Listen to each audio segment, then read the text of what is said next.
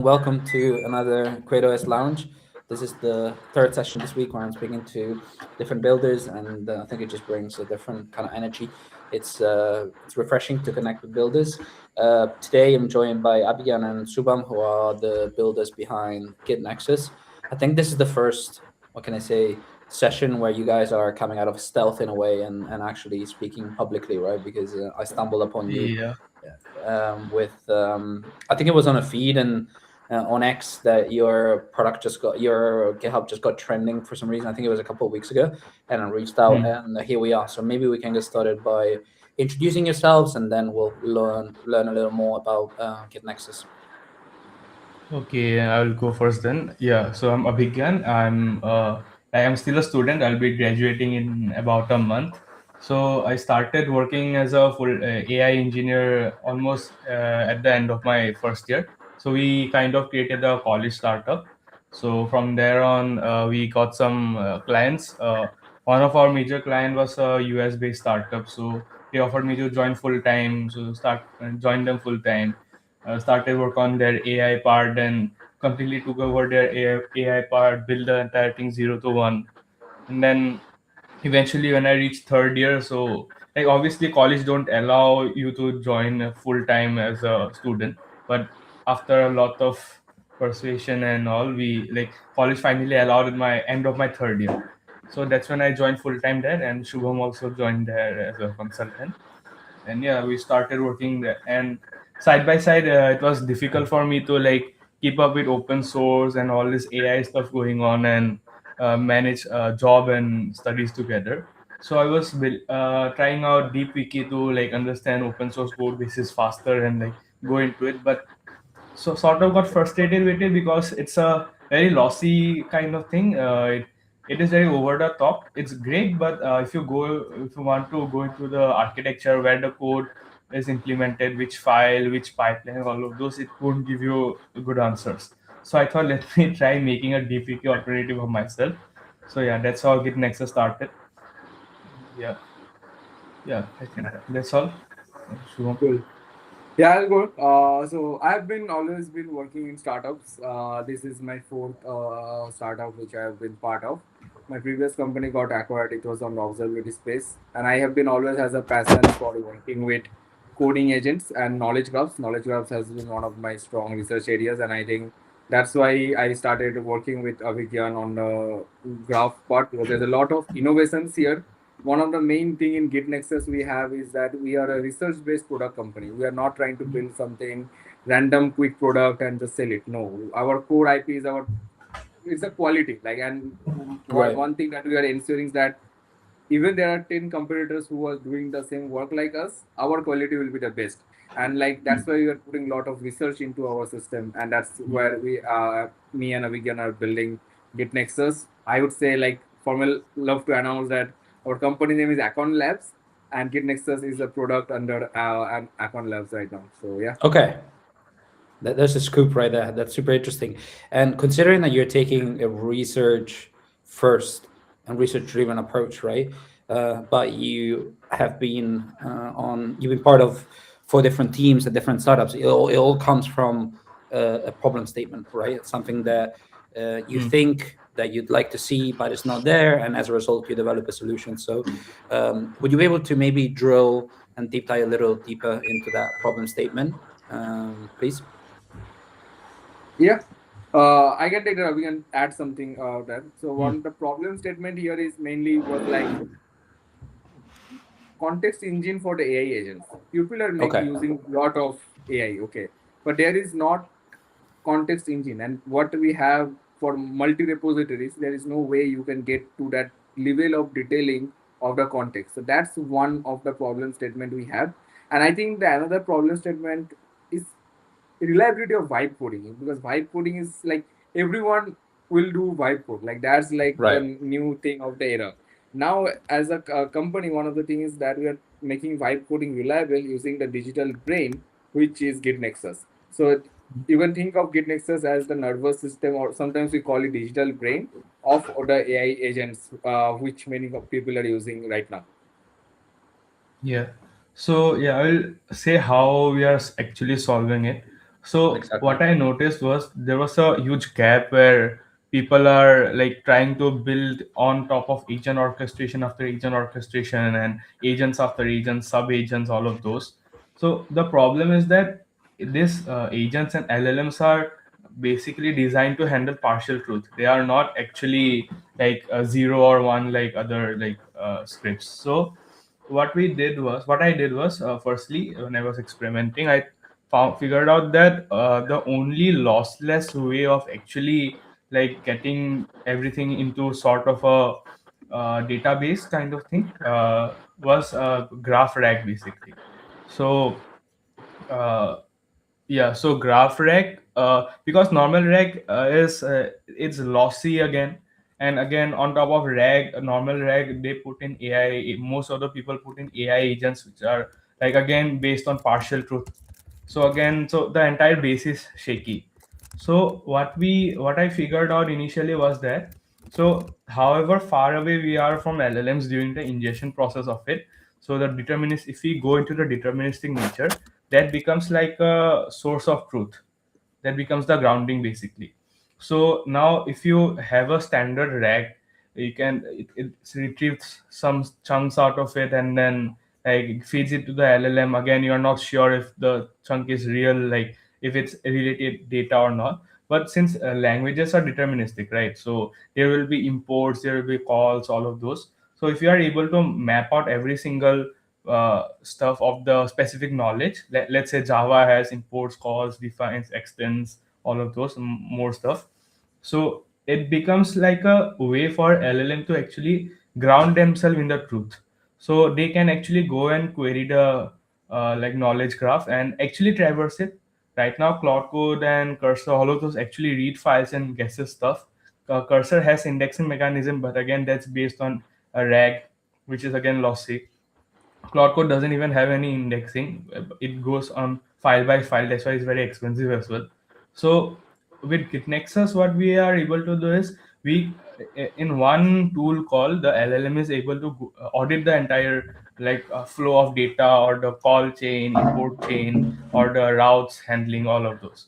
So it becomes like very easy for the LLM to directly see the impact of a new pull request, let's say, or can actually audit the code base, can traverse through it.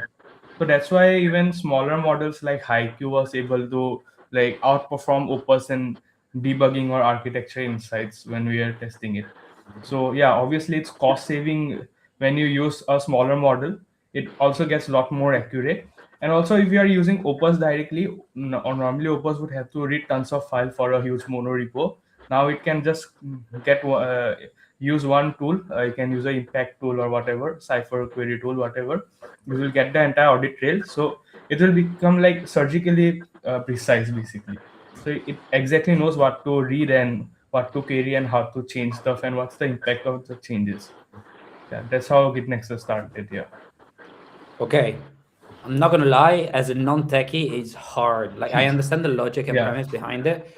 Maybe say, would you be able to explain the flow? Maybe so you can do that, right? So I go on the Yeah. website. Hmm. Wait. So Yeah. I come to your website. I have, I think, as you mentioned, vibe coding is the gateway to building, right? Hmm. Anyone can, you know, sort of put into words whatever they want to build, and then through whatever platform they want, like the CreateOS, Lovable, you name it, they have a working prototype which also has an HTML, right? And then you deploy it, and then you have a GitHub, right? So Hmm. once I have that, what should I do next, and how does Git Nexus actually help the builder? Yeah. Yes. Cool. So So yeah, we can continue. We can continue. yeah, I mean, yeah, Shubham, go ahead. Yeah. I covered most of our technical stuff. Yeah, we'll Yeah. get nerded out. Yeah. So I will tell you, like, I'll keep it like very simple, like as a Hmm. from a business flow, right? You deployed your lovable app. You have your now connected to your GitHub. You have your GitHub, right? Now you come to your our app.accountlabs.com. Add your GitHub repository there. It will index the repository. There you will have like a button called connect with NCP. Okay. Mhm. Now you click on that button like connect with NCP. It will generate you a NCP token. Okay. Git Nexus NCP token. Now you use that MCP token, and suppose you are using Cloud Code or Windsurf or Cursor, whatever you are using on your terminal. Okay, you just add that MCP there. Now you start asking Cloud Code, right? Hey, I want to make add more features here. I want to add some other features here. There is another business context. I want to add those things here. The Cloud Code will now use Git Nexus tool, which we have built, that will easily ingest the code from the knowledge graph which came from the Lovable app, and it will build the whole thing for you. Okay, this is what. Sorry, for It's meeting. fine. It's fine. It's fine. Don't worry. Yeah, this is what Avigyan said, like surgical operation, like the exact code that the knowledge, like suppose so let's take an example. Suppose I want to build an login form. Okay, now the exact code what is there in the Lovable, which came from vibe coding, the knowledge graph would be able to come up with in one or two iterations only, and the Cloud Code got the exact thing what it needs, and he can go and iterate and build on top of that one. Okay, now what's the difference, like without using Git Nexus? So without using Git Nexus, you would have to use a better model like Claude Opus and everything, that will reason there, that will try to explore all the files, everything's in the code base, and get the things there.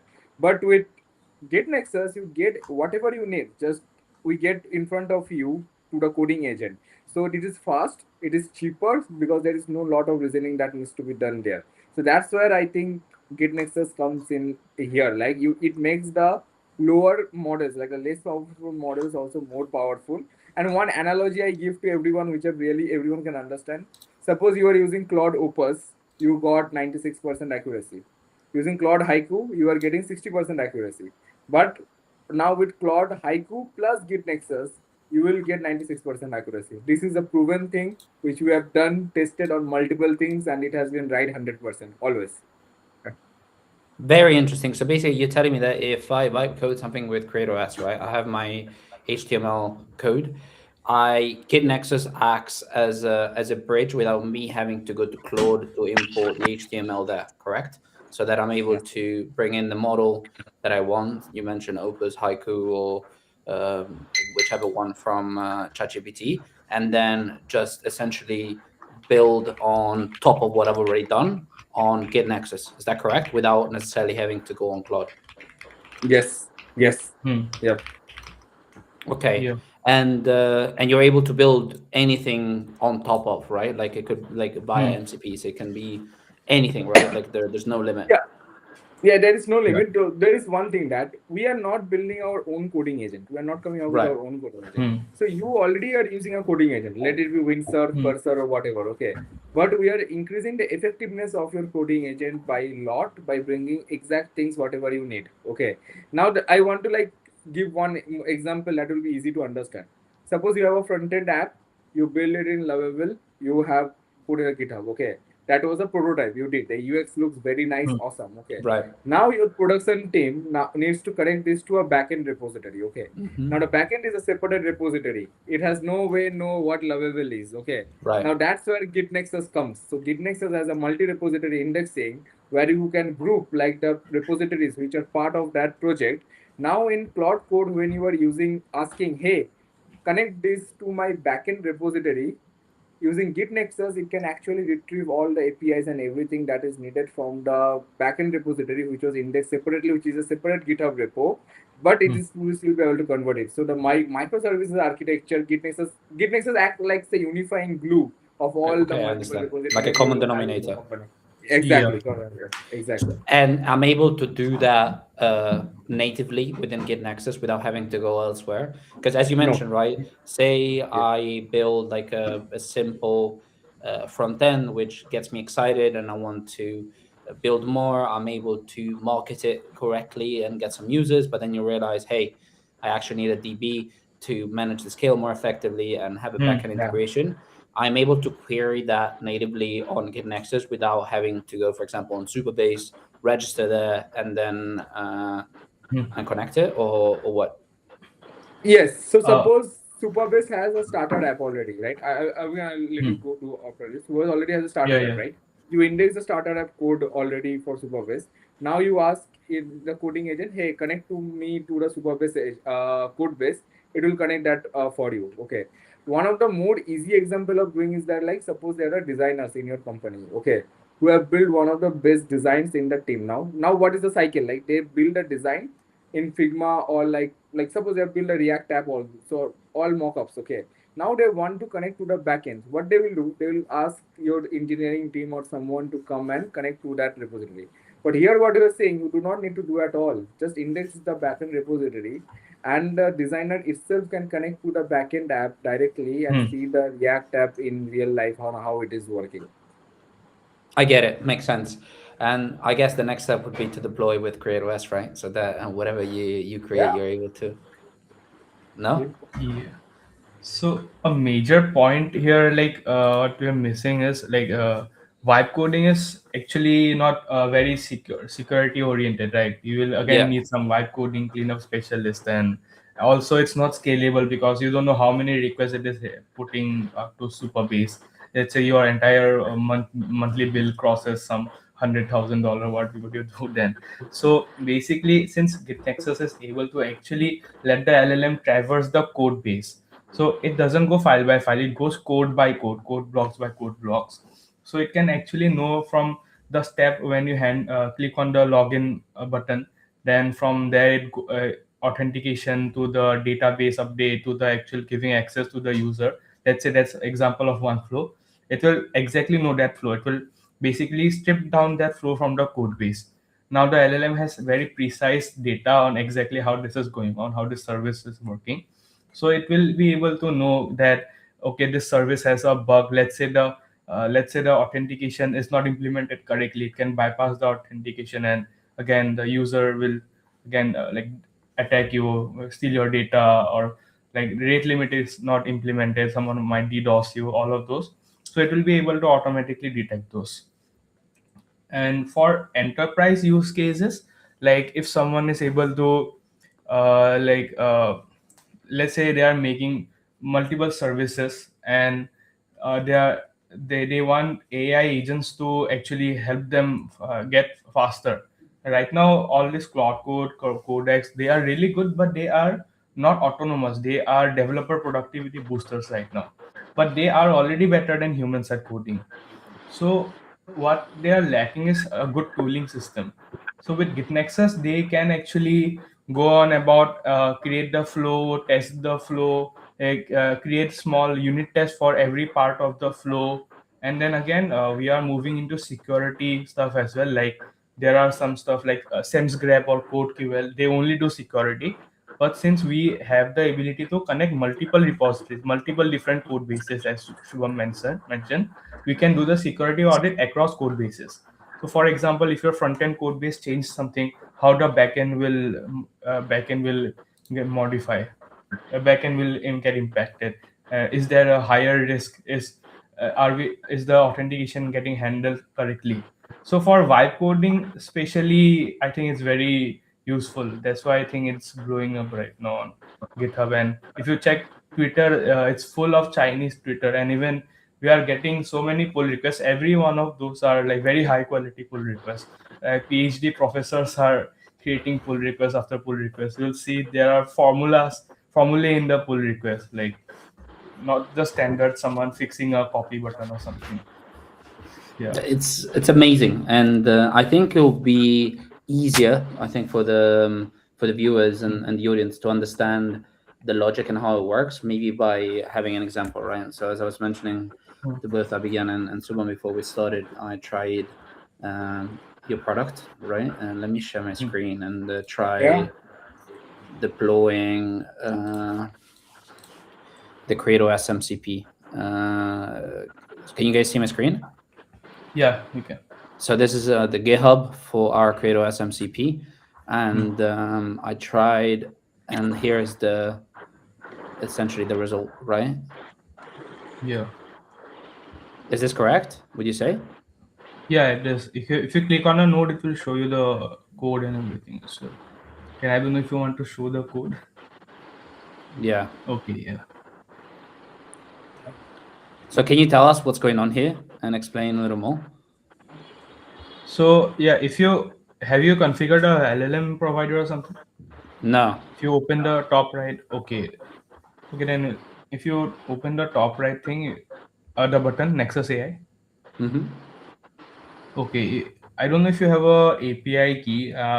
If you would No, have a I don't. API key and like asked it to explain the architecture or something, it I would understand. be like, Okay. Okay. You'll be yeah, able to it, But query everything that you've yes, brought in. Okay. yeah, yeah. Okay. Maybe and Avigan, you guys hmm. saw the processes since he has opened saw the processes and saw that one. Yep. Can you go on to the processes? It's currently was working Nexus AI again, same button, Mm-hmm. and go into the processes tab. Click on the eye icon in the full process map.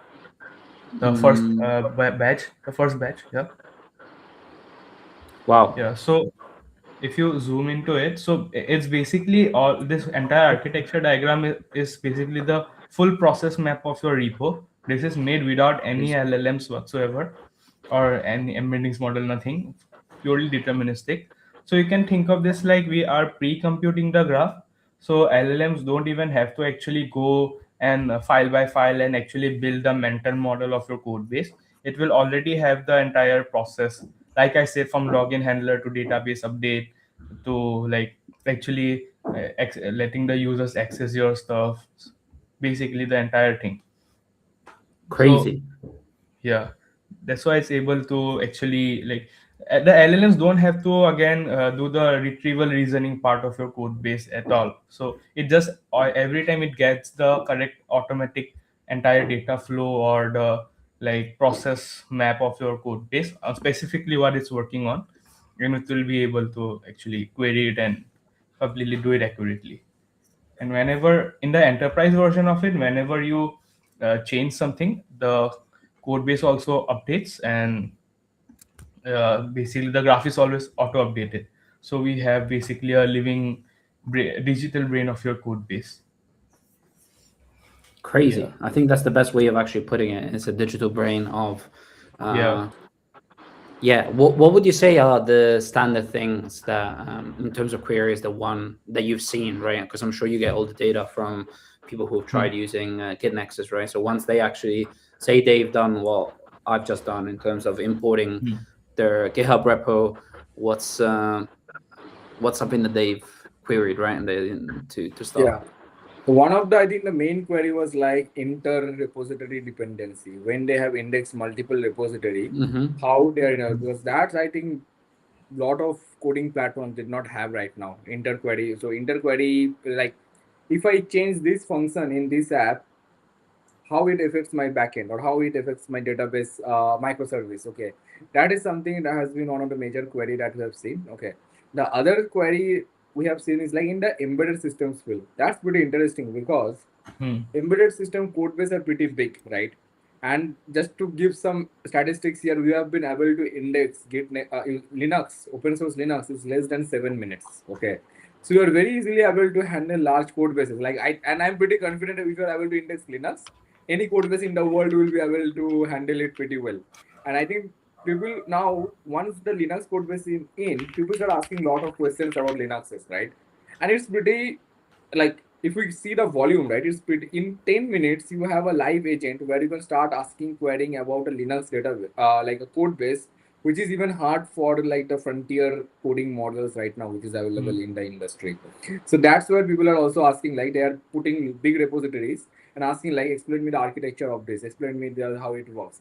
That's another query we see, and we are saying like people are using for onboarding into multiple repositories, Hmm. onboarding of repositories. So that is another important query which you are saying. Is the query function also good at a strategic level? So, for example, if I ask it, where do the risks lie within my code Yeah. base? I guess the usual, you have to, it's all about prompt engineering, right? So you have to tell it, act as a, seasoned full stack engineer or front end engineer, back end engineer, do stress tests with my code base. Have you tried that Hmm. as well? Yeah, you don't even need any prompt engineering. If you just go and Exactly. ask Yeah. the exact same question what you asked right now, it was made for that exact. So it will Okay. be able to identify. So Yeah. I guess the reason why it's so effective is that it's very lasered and focused on Yeah. sort of looking at like the context is defined based on what you Hmm. import, right? So that's why it's easier. Is that correct? Yep. That's correct. it strips down the code base into processes, like how actually code works, like how coding languages work. So it is able to actually go from process to process instead of files to files. That's why it's able to do that. Yeah. That's very exciting. And would you be able to shed some light as to what the stack looks like currently for Git Nexus, right? Uh, Because yeah, go on. yeah. So yeah, we can, if you want, I can show you the enterprise version as well, Sure, and like actually take you through the flow. It will. Yeah, let me just show you the enterprise. It would be easier to explain instead of sure. me just nerding out. Yeah.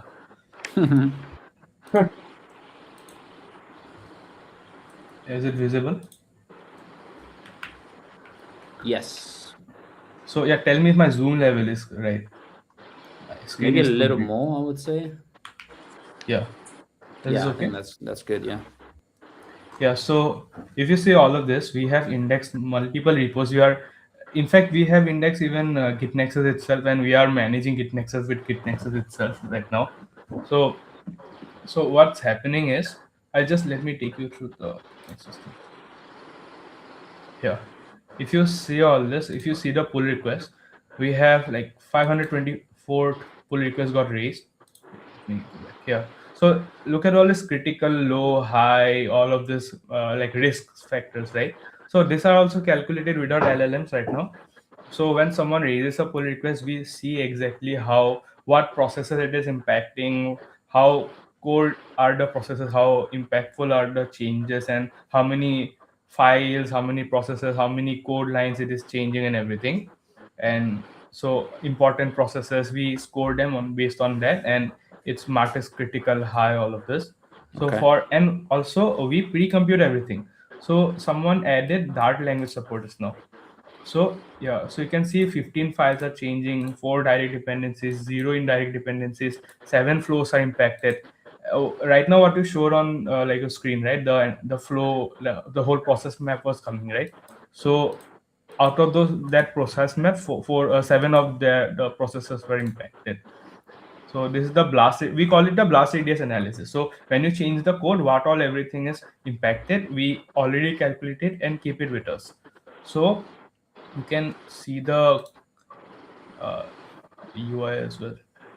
So the UI is not actually necessary. You can use it as a better alternative to DeepWiki, but the main thing is using it with your own agent like Claude Code Cursor or your own custom agents. So it will show you exactly how it's working as well. So this is the brain. It actually looks like this because all the nodes are connected in this way, and it's running impact analysis, overview, cipher, and it will also keep on querying the graph to actually explain you the changes and also show you the architecture. It's best at the architecture level. Yeah, so let it view. This is visible, right? It's going up, right? Yeah, yeah. Well, did you query anything there, or did it just start doing it automatically? Yeah, I clicked on the review with AI button. Okay. So yeah, that's why it automatically started. You can also like directly ask it some other questions as well. And this like model is a very low Yeah, it's model. Like it's like not a very high model we are using, but a level of it's answer cheaper you're than getting. HiQ. Yeah. Yeah, it's cheaper than IQ. Okay, I understand.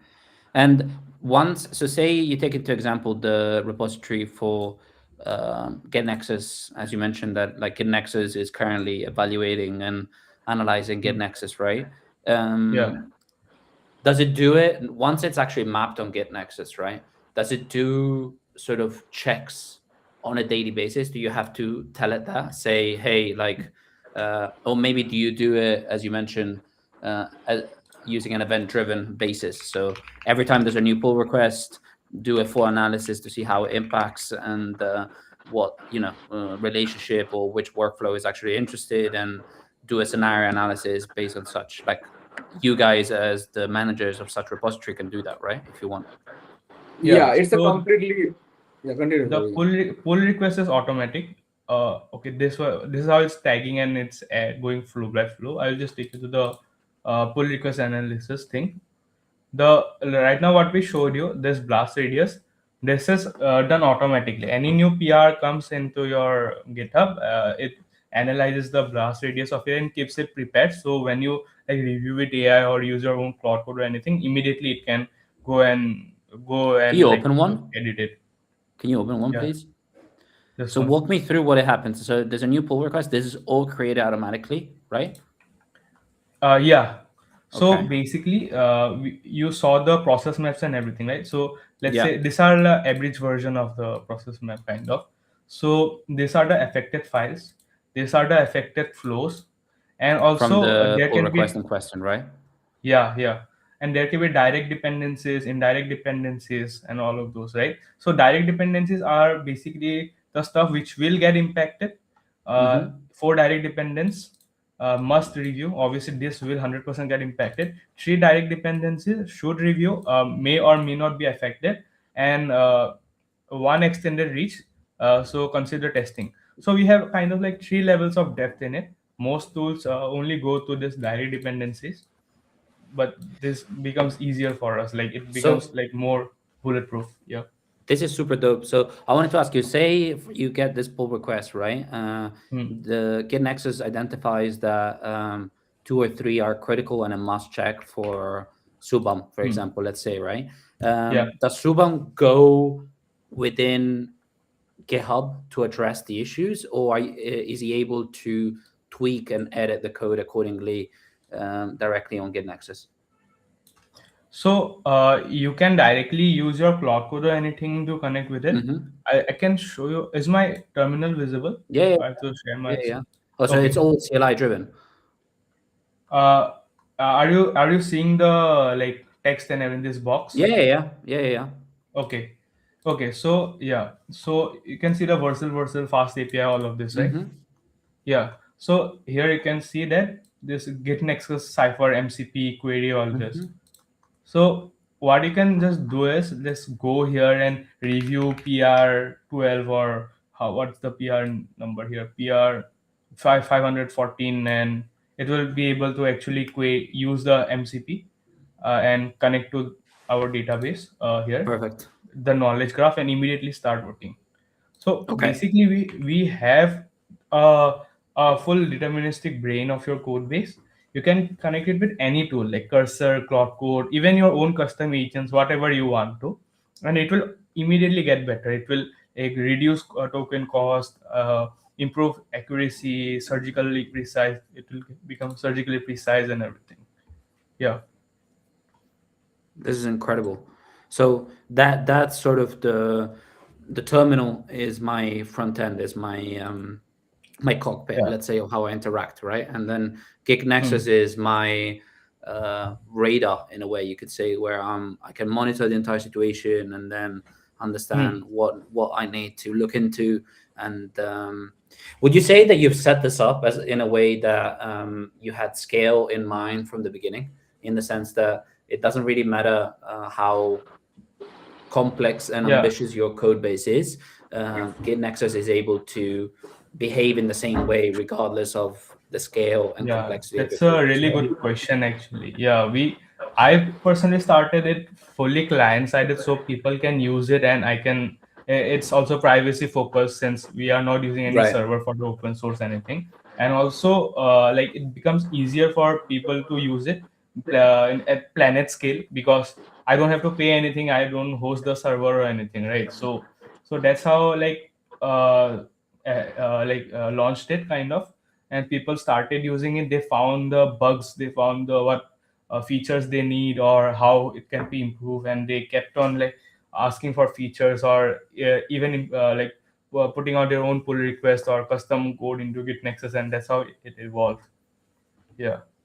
Okay, makes And sense. also our system, like the ingestion process is very fast, and it does not cost us much. So as Shubham said, right, can index Linux in 11 minutes. So Linux is one of the largest code base in the planet, I think. So if Linux is indexed in 11 minutes, most other code bases, it don't even take 5 seconds. I can imagine. And Yeah. the I'm pretty sure that the reason why our paths cross, right, which I'm very thankful for, because what you build is amazing and it's very impressive and brilliant. The reason why I think for the average person on the X feed, why GitNexus sort of caught everyone's attention was the brain, right? That you're able to sort of have that representation of all the interconnections within your code base. But the more I learn about GitNexus and the least the more it becomes clear that that brain is not real, it's just there for show, right? Like a developer won't come and actually look at Yeah. the, like, as you mentioned, like if a pull request comes, I just care about the high level numbers, what's critical, what I need to do. And I won't necessarily go into the brain and understand where it is. Like that's just more for having what can I say, a catchy UI, right? An eye-catching UI. Yeah. You can actually go and query it. Like you can use it like a quick chatbot for your code to understand code bases. That's why that's how I started it. Like I wanted to understand open source code bases faster and more accurately. Okay. So yeah, you can go and use it that way. And the CLI or integration with Cloud Code and all of those MCP tools, they are for actual coding. So nobody will actually go and click on node after node and read the code and everything. Exactly. So yeah, they can go and ask the AI if they want anything, and it will tag the graph and show you. They can also directly open their Cloud Code or anything and ask there as well. It can again query the same knowledge graph. So again, it will say the same thing, and also Have it can actually do the stuff for the dev, what you have need. has anyone from academia reached out to you? Because I think showing code bases using Hmm. graphs, it's not the first time that it's done, right? But doing it in such a Hmm. way that is fully deterministic, fully automated, and fully like, and also like Optimized for AI. Yeah. optimized for AI. Exactly. Would you say that you're onto something new that could also be very important for the future generation of coders? So that's why I'm asking you if any professor or any high level, let's just say like educated Hmm. engineer has actually reached out to you or no? Yeah, so there have been a lot of engineers who have reached out to us. Hmm. Like we have been talking with CTOs and everything from different companies have reached out to us. Professors, not yet right now, but that is something we are looking to actually, because what you said, like I feel it's a good visualization tool for teaching in colleges Hmm. and like how to Exactly. make vibe coding right. Because this is one of that like worry that I have, like the current generation who are graduating from college, they are just using ChatGPT and Claude for everything, but they may not know how to use them correctly. And where again, like it's all coming to the same thing, making vibe coding reliable. And we can make vibe coding reliable when this thing is instilled from day one on the person's, like what is the difference between vibe coding and actual coding. And that's what Hmm. Git Nexus bridges it. Like, hey, you do vibe coding, we convert it to real coding, but you need to use Git Nexus. And I think that's a pretty good point, right? I mean, I think anyone, if you, whoever may be watching this on your live streaming, if any professor or someone who wants to connect with us, we have a pretty generous offering for colleges and universities to work with them. Yeah, open them. Hmm. Yes. Yeah. Yeah, we're getting a lot of open source developers. Also, like some people who are like interested in actually understanding the code bases, and they are using this tool to actually understand. I thought nobody would use the UI, but actually people are using it to understand the structuring of their code base and everything. So yeah. Can you also do side by side comparisons in the sense that I want to see my code base, like say my Hmm. code base versus Shubham's, right?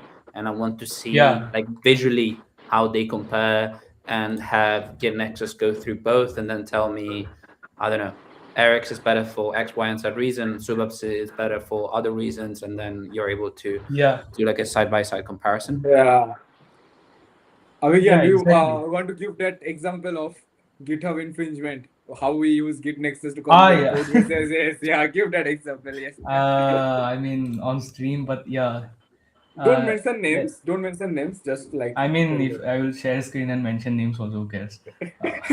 Uh, so this repo, PROWL, whoever made it, they actually forked Git Nexus and modified the source code and everything, and we are tracking it with GitNexus itself. Jesus So Christ. so we can obviously see, and also like let's say so this is the like if you saw Again, just now, yeah. are you sharing your screen? Your screen share is gone, by the way.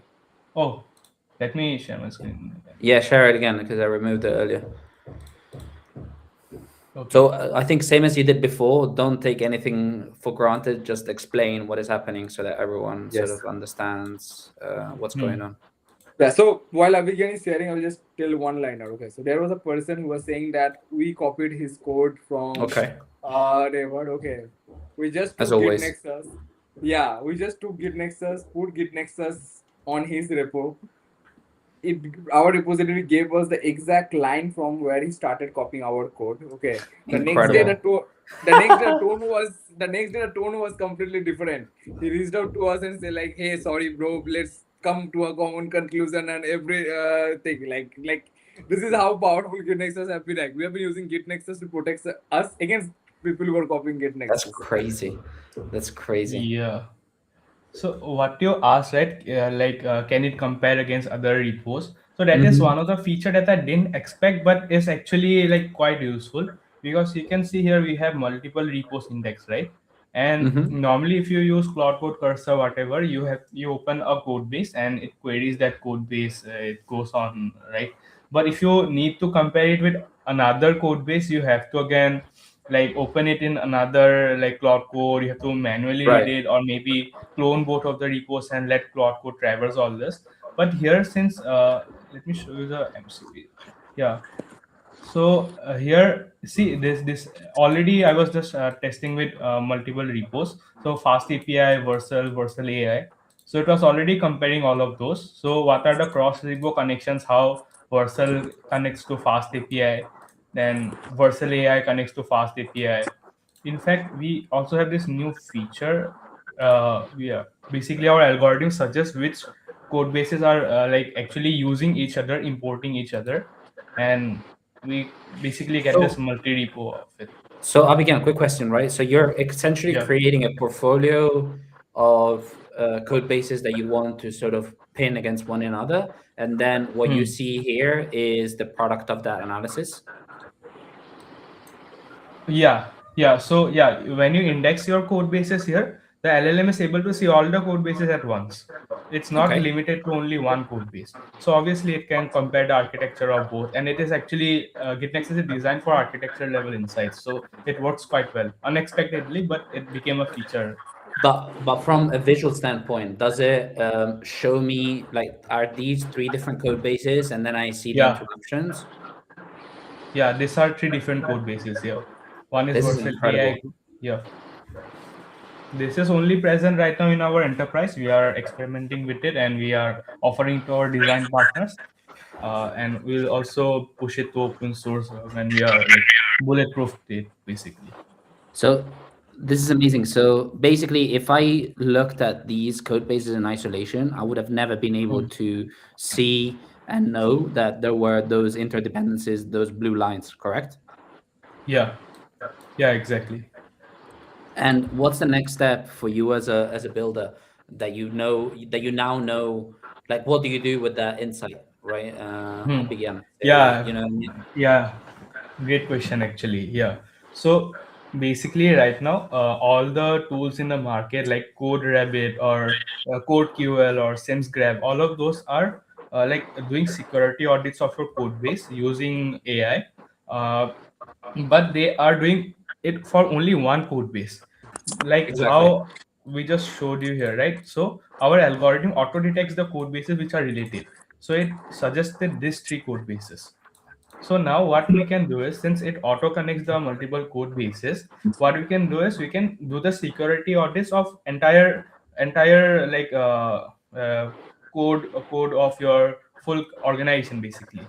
So if three code bases are related, how a security flaw in one code base can impact another one, and how data flows from through and fro from those code bases into one another. So all of those we are able to track it, and it becomes really good when it goes into enterprise, so like banking or medical or whatever use cases where they need very like strong security analysis, and like they cannot go wrong and nothing can break in production. So this will help a lot basically. So we are working Okay. on that. We call it taint analysis or security audits and psychometric test, all of those. Yeah. So you're telling me that I'm able as a user to create any kind of competitive group that I want, right? Any kind of competitive landscape I can feed. So Yeah. say I want to do industry level comparison and analysis of the different vibe coding platforms, right? I can feed it Hmm. um, the graph of the code for say base 44, Bolt, CreateOS, Hmm. Lovable, and then Git Nexus is able to pick them all up and look at the Hmm. interdependencies, and then I'm able to use Yeah. the AI agent to query at an architecture level, which is Yeah. better for, I don't know, landing pages, or which one is better for, and Yeah. and the bot is able to give me answers that are engineeringly led, right? So that are architecture Hmm. led rather than Yep. contextually less valid. Is Yeah. that correct? Yeah, so it won't give you like if you actually want comparisons of multiple platform, you will get the best comparison when you actually read code, right? So because you'll know exactly how those work. Exactly. So before it was not possible to actually compare two code bases unless you are spending days like understanding the relations yourself and stuff. But right now you can like group any as many code bases as you want, and LLM can treat all the code bases as one big code base basically. And it again the GitNexus is really good for precise finding out the audits and code flow everything, so it immediately works really well. Yeah, so it can compare your at a very deep architecture level, it can compare the repos. This Yeah. is crazy, man. And it's going to become more and more relevant. Like, it's going to become exponentially more relevant because we're heading towards a time where Hmm. anyone is building, right? Everyone and anyone is building. So that means more code bases and more use Hmm. cases and just more data for GitNexus, right? That's how you're looking Yeah, at it, right? exactly. You're Hmm. looking at an infinite ocean that is with, there's water continually flooding into it. So Hmm. this is impressive. In terms of, you mentioned enterprise, right? How are you looking to monetize and set up like a business model out of this? Yeah. Right now we are exploring multiple business model, but the one that we have stick to right now is like per user basis licensing. So every month, like it's around based on like we have not yet decided a price, but it's like around $40 to USD per user per month. So subscription based. And it's Hmm. subscription basis. Yes, yes. And then we have a special self-hosting version also. That's a year A long special what, agreement. sorry? Self-hosting. So if Okay. someone wants to host our thing in their own cloud, that is also Hmm. have, but that's a 1 year length plan. Actually, one of our paid pilot is a self-hosted customer only who is from medical background and they want to Hmm. use us for their medical coding. Yeah. Crazy. So Yeah. essentially, you're doing well. It's retail friendly. Anyone can come if they want to Hmm. use GetNexus for, let's say, $40 a month. They have access to everything. They can import their code base and do all the analysis that they want. That's how you Yep. sort of. That's how you Yeah. envision the UX, right? For retail. Even without paying, they can immediately use the open source. It works as good. For the $40 is for enterprises, which are like we give them more enterprise specific features. As an independent developer, you don't need a logging system or like tracking your every move or like indexing hundreds of code base or anything. You would mostly do for two or three code bases, right? So for indie devs or open source devs, we already it is open source. They can immediately use it. For enterprises, they will benefit because multiple people work on the same code base for enterprise, right? So we always keep the updated index of your code base. We also keep a It's updated live. repo wiki, yeah, documentation. So whenever code changes, our documentation also auto updates. So it's very precise architecture level documentation, so it becomes easy for onboarding as well. Yeah, so and security audits and all of those are really good for enterprises. Yeah. You mentioned, okay, this is very interesting. Is it hard to integrate? Like, for example, if you have a pharmaceutical company come to you and interested in GitNexus for X, Y, and Z reason, is there a lot of work for you to integrate their data? Or like what I'm trying to say is that if you have a financial institution coming to you versus a pharmaceutical business or company coming to you, is the integration the same? And if so, how long does it take you? I mean, nothing, because if they have some special custom features they want, then we can build those. But if Okay. they come and they say, I want to use it right now, we'll just give you the access, we'll give you the invite code. You can just go and index your own repos. It's one button to click on the repo, it gets indexed, and just Yeah. one command, npm install git nexus, and it will like set up your Cloud Code, Codex. It will detect whatever you have in your PC, Cloud Code, Codex, Cursor, Windsor, whatever. It will auto adjust all of those for you, and you even don't even have to like ask the agent to use Git Nexus and do this. Agent will automatically know that it has access to Git Nexus and how to use it basically. So we have done the tooling and prompt engineering that way. So immediate 2 lines of changes. Yeah, max. I understand. Pardon my ignorance here, right? But can it also be that, say, GitNexus becomes, global, huge, and you have like a bank that wants to come to you? I used to work in finance. I'm sure that they won't have their proprietary code sitting on GitHub, for example, right? So how would the code feed actually work into GitNexus if they had their own custom architecture? Interestingly, we had a bank reach out to a like fintech company. I won't name them obviously, Okay. but yeah, so they were interested in the multi-repo thing.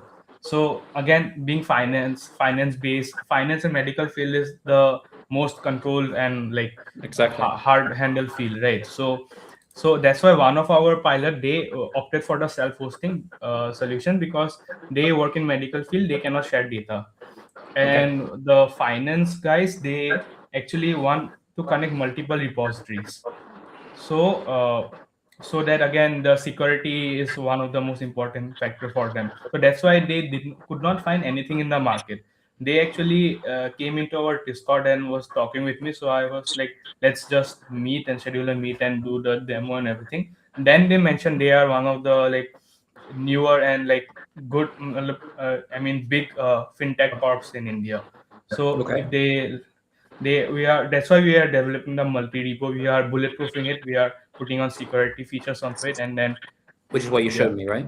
yeah, exactly, yeah, This is sick. This is sick, and I love how open-minded you are also to requests, right? Because yeah, essentially, customer-led queries and demands, they're coming from a business need, right? So if the multi-repo thing is something that a customer is bringing, and you guys are open to it, you're adding a feature, you're then able to commercialize it, and then probably offering it at scale as part of your enterprise plan, right? That's literally yeah, how it yeah, works.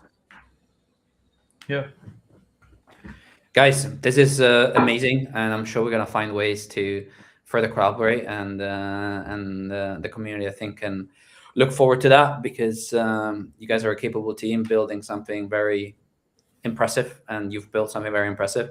There's someone in the comment who asked, what is the timeline for y'all to release it as an open source project? It already is. Yeah, it's I've left already, the yeah, link to the app in the comments on X, so you can try it out, and yeah, essentially see it for yourself. Yeah. So you can also join our Discord. It's on the readme file. If you have any questions or want help or some features, we are always collaborating with open source guys. We'll have it. Yeah. guys, amazing. Honestly, is there anything you'd like to leave the audience with as we're wrapping things up? It's your time. Now's your time. So yeah, I have this special request for everyone. So just try the GitNexus MCP, use Claude Haiku with it, and then disable GitNexus MCP and use Opus with it, and you will Yeah. come to us yourself after that. Yeah, You heard it. You heard him. Abigail, Subham, thank you very much, and we'll do Thank this you. again further down the line. yeah. Don't go anywhere. I Yep. think we'll just end the stream.